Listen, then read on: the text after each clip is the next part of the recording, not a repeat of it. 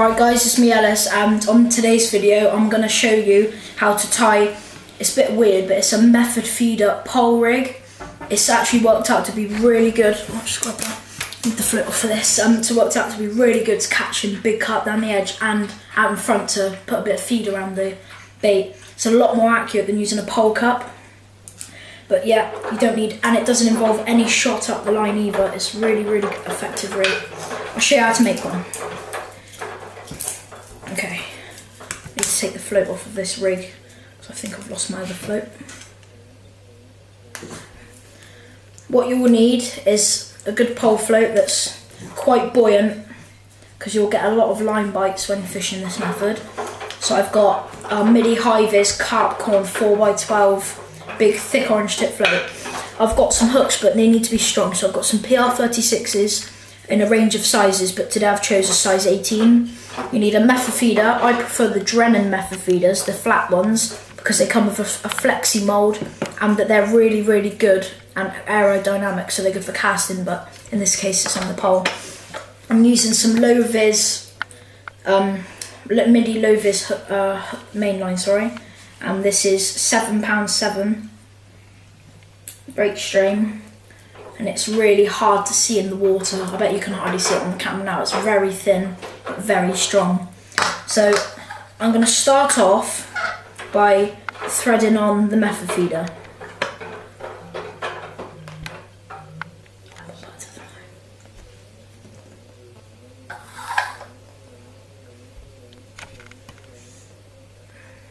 Need to take off the tail rubber and thread that on first.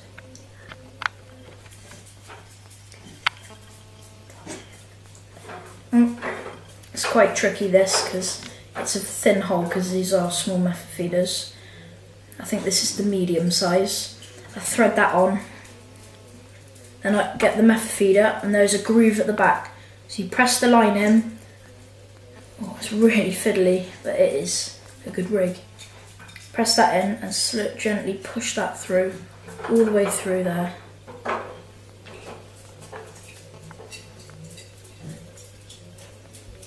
To the other end. You then pull that tight into the groove so when the tail rubber goes on it doesn't pinch the line. Make sure it's nice and free running and push that out of the way. Now we're going to tie on one of my favourite things ever, they're just amazing, which is these Drennan quick stop change beads.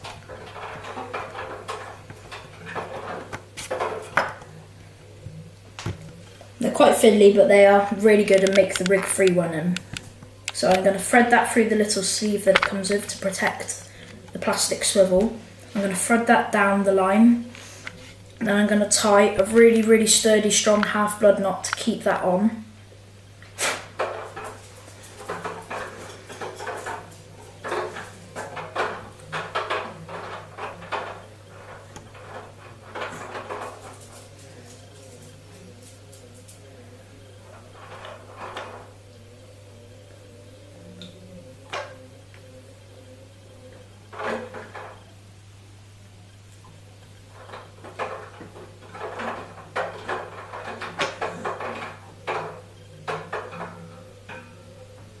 There we go. Just bite off the excess line and pop it down.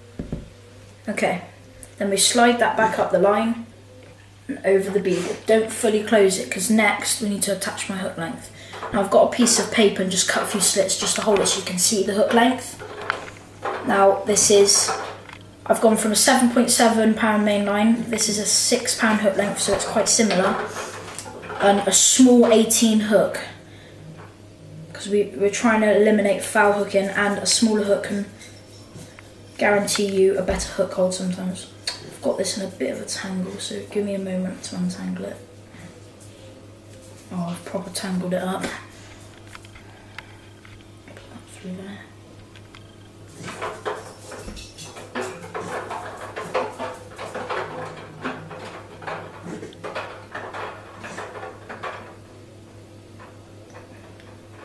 Have I done it?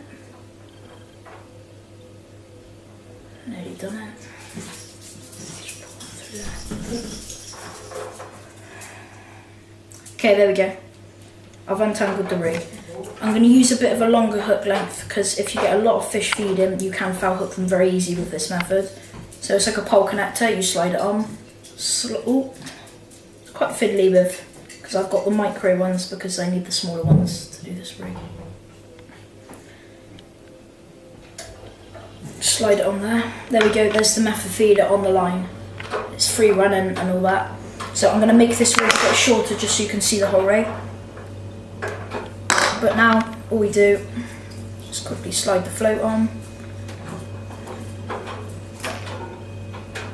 First rubber.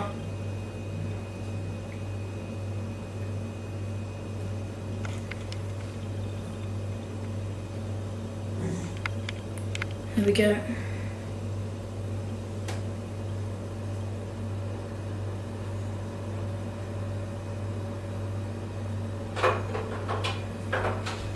Slide the second one on.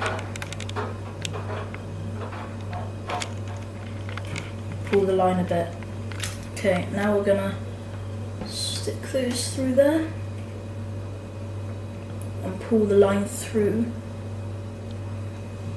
Put the other one on the end, if I can find it. It is. Sort of pull the line through to make it tight. And pull the line through a little bit more. Poke that up through there. A bit of line so we can tie our finishing loop. I will never fish it this shallow, obviously. It's just to, because you need to fish this on the bottom, it's just so you can show you the whole rig in one time without having to move the camera really. So then you're just going to tie double overhand loop, which is quite fiddly. Don't know why it's so fiddly, it just is.